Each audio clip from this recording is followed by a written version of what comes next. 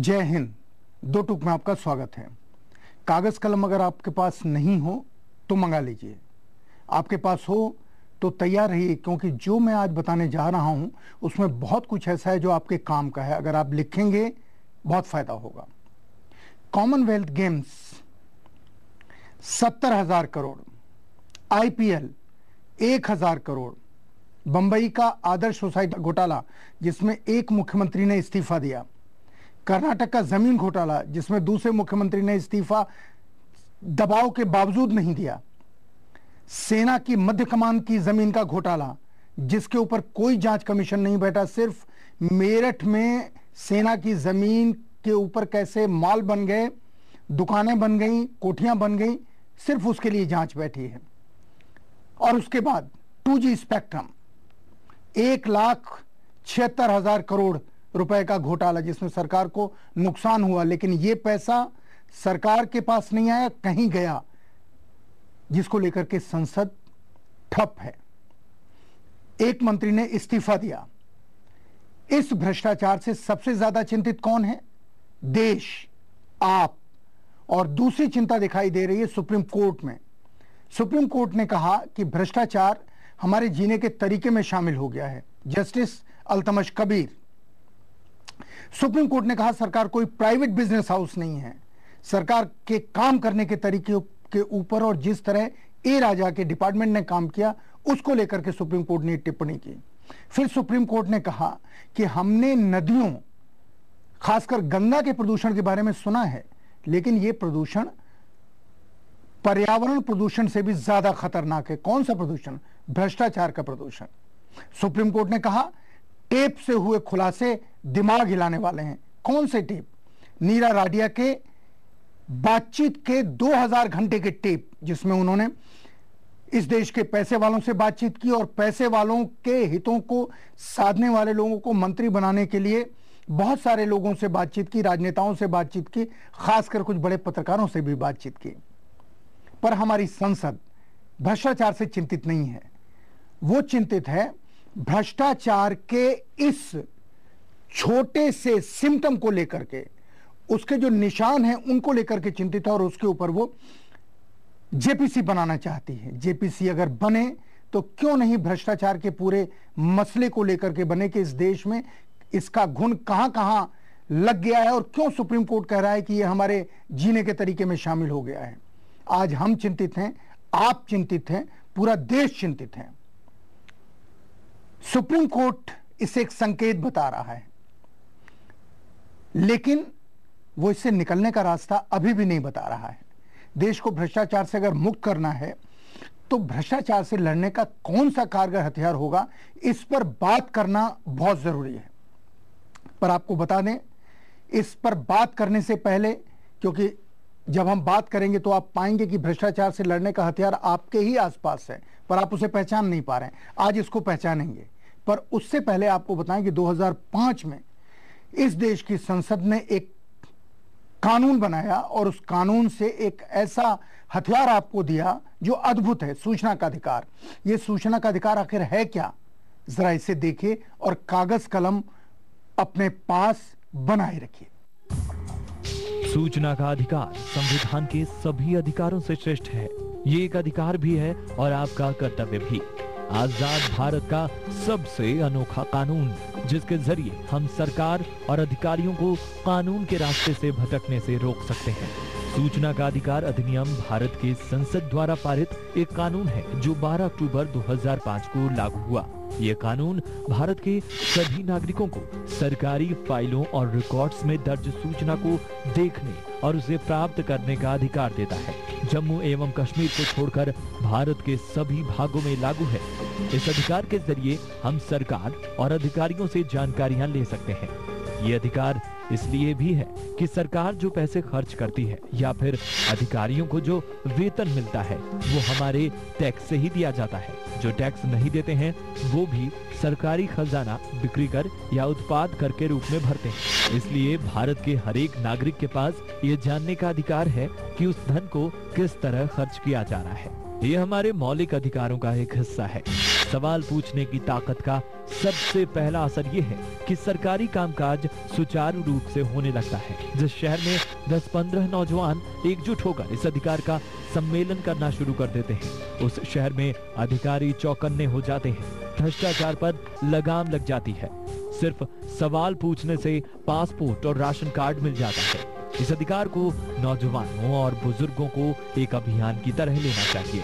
RTI का इस्तेमाल कर मनमानी करने वाले भ्रष्ट अधिकारियों को रास्ते पर लाया जा सकता है। सूचना मिलते ही सतर्कता एजेंसी सीबीआई को इसके बारे में जानकारी दी जा सकती है। आप एफआईआर तक करा सकते हैं। इससे भी बात ना बने तो मीडिया को ये जानकारी दी जा सकती है। आरटीआई के प्राप्त जानकारी से कई मामलों में सरकार तक हिल गई है। यही इस अधिकार की ताकत है। इसके इस्तेमाल से एक बात तय है कि सूचना मांगने और गलत कामों का पर्दाफाश होने से अधिकारियों को स्पष्ट संदेश जाता है कि उस क्षेत्र के लोग अधिक सावधान हो गए हैं और भविष्य में इस प्रकार की कोई गलती पूर्व की भांति छुपी नहीं रहेगी। सालों से जंग लगी व्यवस्था और सामंती मानसिकता वाली नौकरशाही इस बात को हजम नहीं कर पाती कि कोई आम आदमी उनसे सवाल पूछे। ये अधिकारी ये नहीं चाहते हैं कि जनता उनसे सवाल पूछे। जो अधिकारी गलत काम करते हैं वो चाहते हैं कि आम आदमी उनकी सत्ता को चुनौती न दे सके, इसलिए वो जानकारी नहीं देते। ये अधिकारी तरह तरह के हथकंडों का सहारा लेने से भी नहीं चूकते, लेकिन इनसे डरने की जरूरत नहीं है। थोड़ी समझदारी और थोड़ी हिम्मत से काम लेना होगा। समाज एक ट्रांजिशनल फेज में है और ट्रांजिशनल फेज आसान नहीं होता, बड़ा कष्टदायी होता है। जब भी लोग इस अधिकार का प्रयोग करते हैं, इस सूचना के अधिकार का, तो अधिकारी इसका विरोध करते हैं। अधिकारी चाहते हैं कि किसी भी तरह से सूचना बाहर न जाए, और उनका साथ कौन देते हैं? वो लोग जो इस भ्रष्टाचार में बराबर के हिस्सेदार होते हैं। इसलिए सबसे पहले लोगों को भ्रमित करते हैं, बहकाते हैं और साजिश रचते हैं ताकि सूचना के अधिकार का न इस्तेमाल हो, न इसका इस्तेमाल कैसे करना है ये आपको पता चल सके। एक ब्रेक लेते हैं और ब्रेक के बाद आपको बताएंगे कि अगर सूचना के अधिकार का इस्तेमाल करना है, इसकी ताकत का इस्तेमाल करना है, तो आखिर करना क्या चाहिए, और यहीं पर कागज कलम की जरूरत पड़ेगी। ब्रेक के बाद इंतजार।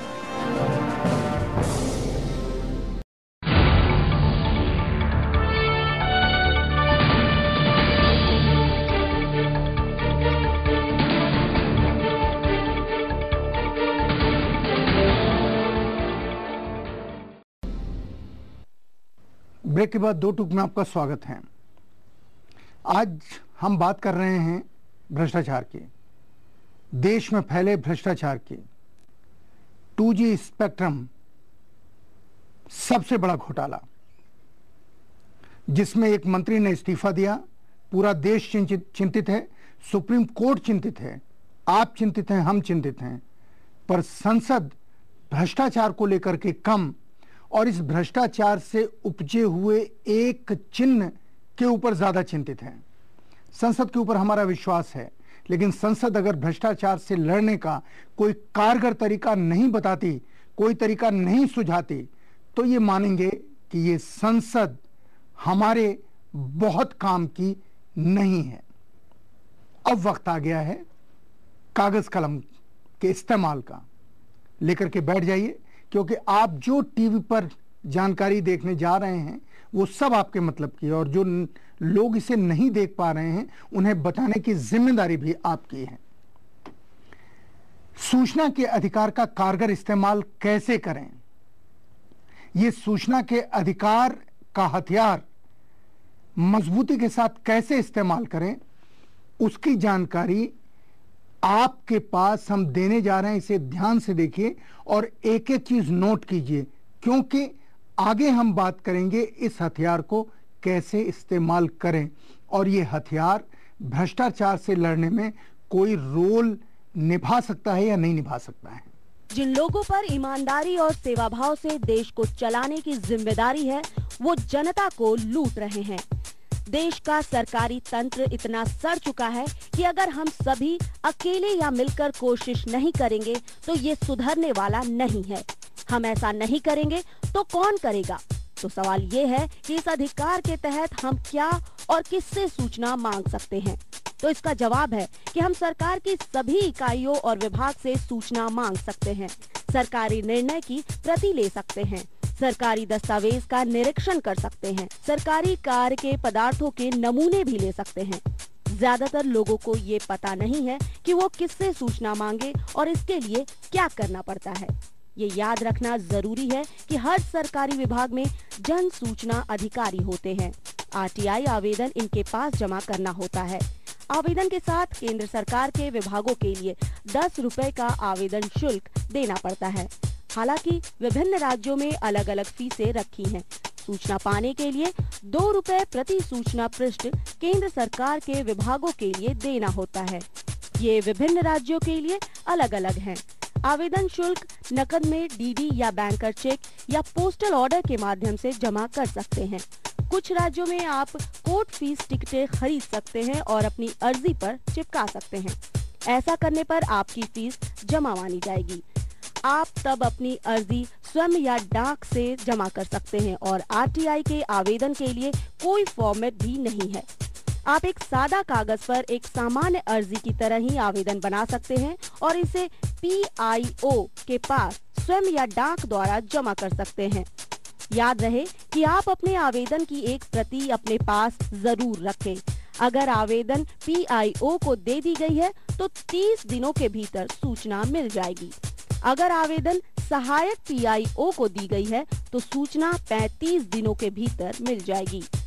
अगर सूचना न मिले या प्राप्त सूचना से संतुष्ट न हो तो अपीलीय अधिकारी के पास सूचना का अधिकार अधिनियम के अनुच्छेद 19(1) के तहत एक अपील दायर की जा सकती है। हर एक विभाग में प्रथम अपीलीय अधिकारी होता है। सूचना प्राप्ति के लिए 30 दिनों और आरटीआई अर्जी दाखिल करने के 60 दिनों के भीतर प्रथम अपील कर सकते हैं। इसके अलावा दूसरी अपील सूचना आयोग के पास भी दायर की जा सकती है। दूसरी अपील आरटीआई अधिनियम के तहत सूचना प्राप्त करने का अंतिम विकल्प है। ऐसा मौका बहुत ही कम आएगा जब इतने सारे काम करने के बाद भी आपको सूचना न मिले। अगर इसके बावजूद सरकारी अधिकारी जानकारी न दे तो अदालत का दरवाजा खटखटाया जा सकता है या फिर अखबारों और न्यूज चैनलों की मदद ली जा सकती है।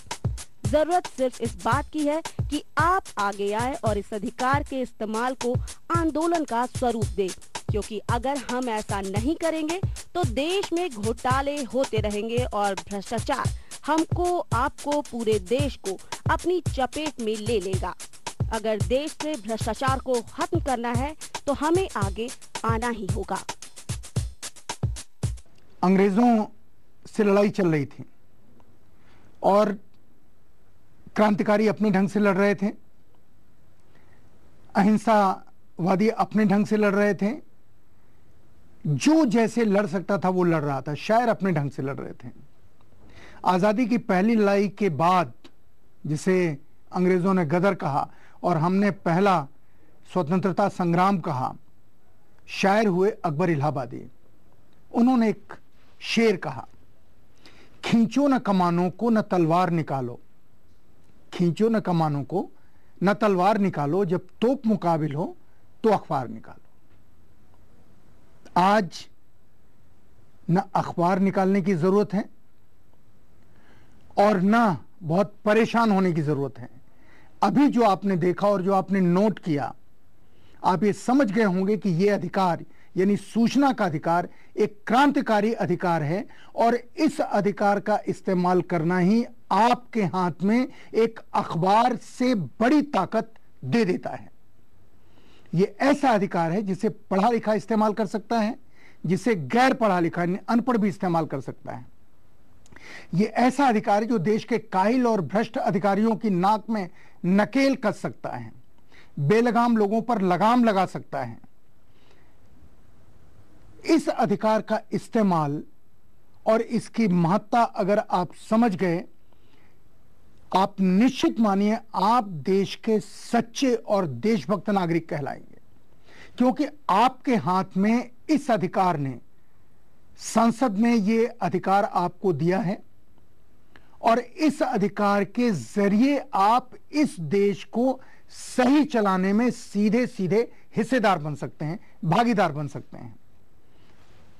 आप अभी तक अगर थोड़ा सा अंदाज लगा पाए हों, मैं उसका स्वागत करता हूं, लेकिन अगर नहीं लगा पाए हों तो थोड़ा सा इंतजार कीजिए कि ब्रेक के बाद हम बात करेंगे कि जिस भ्रष्टाचार से सुप्रीम कोर्ट चिंतित है, जिस भ्रष्टाचार से आप चिंतित हैं, जिस भ्रष्टाचार से इस मुल्क में सांस लेने वाला देशभक्त इंसान चिंतित है, उससे लड़ने का सबसे सटीक हथियार आखिर है क्या, और उस हथियार का इस्तेमाल किस तरीके से हम लोगों को करना चाहिए ताकि हम देश के उन लोगों को जो इस देश को भ्रष्टाचार की आग में झोंक देना चाहते हैं, झुलसा देना चाहते हैं, राख कर देना चाहते हैं, उनसे कैसे इस देश को निकाल के लाएं। एक गीत याद आता है और इस गीत को आज़ादी के यानी 15 अगस्त 1947 से लगभग 20-25 साल तक लोग काफ़ी याद रखते रहे। हम लाए हैं तूफान से कश्ती निकाल के, इस देश को रखना मेरे बच्चों संभाल के। भावना यह है कि स्वतंत्रता संग्राम में लड़ने वाले लोग, उन्होंने जो सपने देखे, उनके जो आदर्श थे, जो उनकी थाती थी, वो पीढ़ी अपनी अगली पीढ़ी से कह रही है इस देश को रखना मेरे बच्चों संभाल के। हम तो निकाल के, हमने तो आज़ादी दिलवा दी, पर आज की आज़ादी है कैसी? कोई भी खुश नहीं है। और सबसे बड़ा दुख, सबसे बड़ा सवाल, यक्ष प्रश्न इस देश के सामने खड़ा हो गया है कि भ्रष्टाचार के इस राक्षस के रहते हुए हम किस तरह से अपनी आज़ादी को संभाल सकते हैं। क्या ऐसी ताकतें तो नहीं पैदा हो रही हैं जो इस आज़ादी को ही कहीं बेच दें, भ्रष्टाचार के चाशनी में लपेट करके इस देश के सारे सुख, इस देश के सारे सपने राख हो जाएं? एक ब्रेक लेंगे और ब्रेक के बाद उस हथियार के बारे में बात करेंगे, जो हथियार हमारे हाथ में है और जिसका इस्तेमाल कर हम इस भ्रष्टाचार रूपी राक्षस से लड़ने का एक ऐसा तरीका तलाश सकते हैं जिस तरीके में किसी राजनेता की जरूरत नहीं होगी, जिसके लिए हमें किसी महानायक की जरूरत नहीं होगी। वो महानायक आप होंगे, वो नेता आप होंगे, इस देश को बचाने वाले आप होंगे। बस उस हथियार का कारगर रूप में इस्तेमाल करने की जरूरत है। एक छोटा सा ब्रेक, अभी वापस लौटते हैं।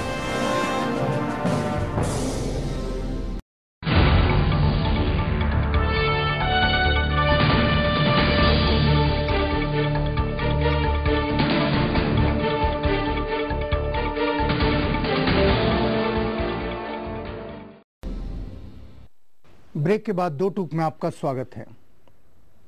हथियार, भ्रष्टाचार से लड़ने का हथियार, ये सूचना का अधिकार ही भ्रष्टाचार से लड़ने का आज सर्वसुलभ साधन है। और किसके हाथ में है? आपके हाथ में है। अच्छी तरह समझ लीजिए, भ्रष्टाचार को उजागर करना ही भ्रष्टाचार से लड़ना है। अगर कहीं भी भ्रष्टाचार हो रहा है, और ज्यादातर भ्रष्टाचार फाइलों में होता है, सरकारी दफ्तरों में होता है, सरकारों में होता है, चाहे कोई भी पार्टी रहे, कोई भी व्यक्ति रहे, उसे अगर आप उजागर करते हैं, और आप साधारण तरीके से उजागर नहीं कर सकते, इसको उजागर करने का जाने में या अनजाने में संसद ने हमें एक अधिकार दे दिया है, हमें एक हथियार दे दिया है। वो हथियार है सूचना का अधिकार। इस हथियार के जरिए आप इस भ्रष्टाचार को उजागर कर सकते हैं। सूचना के अधिकार को एक अभियान बनाइए। अभियान इसलिए, आप में से हर आदमी जिसको जरा भी चिंता बेरोजगारी की है, महंगाई की है, भ्रष्टाचार की है, गरीबी की है, उसे चाहिए कि इनके लिए चलने वाले प्रोग्राम, इनके लिए चलने वाले सरकारी कार्यक्रम और इनमें लगने वाले लोग, उनके कार्यकलाप, उनकी गतिविधियों के बारे में जानकारी लें और वो जानकारी उजागर कर दें। क्या तरीका है उसका? यही सूचना का अधिकार। हो सकता है कुछ लोगों को धमकी मिले, हो सकता है कुछ लोग फर्जी केस में भी फंसाए जाएं, क्योंकि देश को बदलना इतना आसान तो नहीं होता ना। पर डरने की जरूरत नहीं है। जब भी आप इसका इस्तेमाल करते हैं, आपको रोकने की कोशिश की जाती है, तो उसी सूचना के लिए जिसे आप चाहते हैं, अपने और 15 मित्रों से कहिए कि वो सूचना को मांगे। 15 से 30 बढ़ा दीजिए। ये 100 करोड़ का मुल्क है। 100 करोड़ के मुल्क में अगर आप अपने इस अधिकार का प्रयोग करेंगे, आप निश्चित माने, चाहे वो प्रधानमंत्री हो, चाहे केंद्रीय सरकार हो, चाहे राज्य सरकार हो, या प्रशासन हो, जिसको हम ब्यूरोक्रेसी कहते हैं, नौकरशाही कहते हैं, इन सब के बारे में आप जानकारी मांग सकते हैं। और ये जानकारी 30 दिन के भीतर देना इनका कानूनी फर्ज है, कानूनी तौर पर ये बाध्य हैं। और फिर भी अगर ये जवाब नहीं देते तो आप मीडिया का सहारा लीजिए।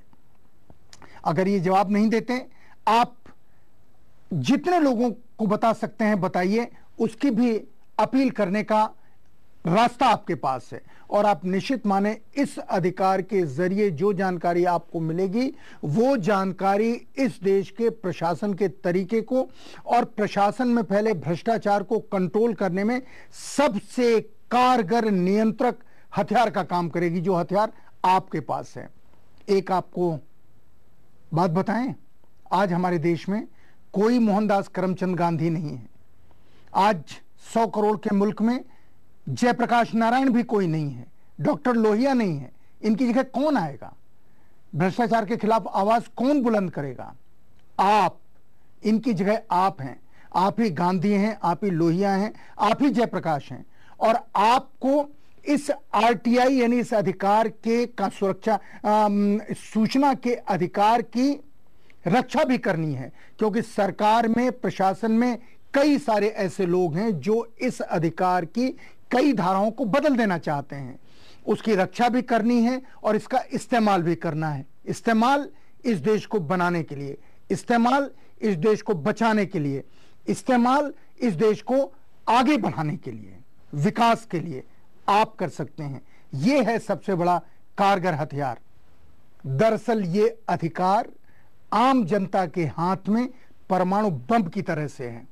अगर आप इसका इस्तेमाल करते हैं, आप निश्चित माने ये देश सुरक्षित रहेगा, स्वतंत्र रहेगा, भ्रष्टाचार मुक्त रहेगा या नहीं रहेगा, लेकिन कम से कम भ्रष्टाचार रहेगा। डिपेंड करता है, निर्भर करता है आपके ऊपर। एक कवि हुए हैं राम गोपाल जी दीक्षित, बुंदेलखंड के। उन्होंने लिखा था आज से 30 साल पहले, कौन चलेगा आज देश से भ्रष्टाचार मिटाने को। और उनकी एक लाइन थी, आज देख लें कौन रचाता मौत के संग सगाई है। हम भी देखना चाहेंगे कि इस देश की जनता जिस दिन यह तय कर लेगी कि उसे भ्रष्टाचार मिटाना है और मौत के संग सगाई रचानी है, उसी दिन ये देश भ्रष्टाचार मुक्त हो जाएगा। और भ्रष्टाचारियों को डर लगेगा भ्रष्टाचार करने में, क्योंकि उन्हें मालूम है कि अगर वो कुछ करेंगे तो आप अपने सूचना के अधिकार के जरिए उनका चेहरा बेनकाब कर सकते हैं। हम जो कहते हैं सच कहते हैं, दो टूक कहते हैं। जय हिंद।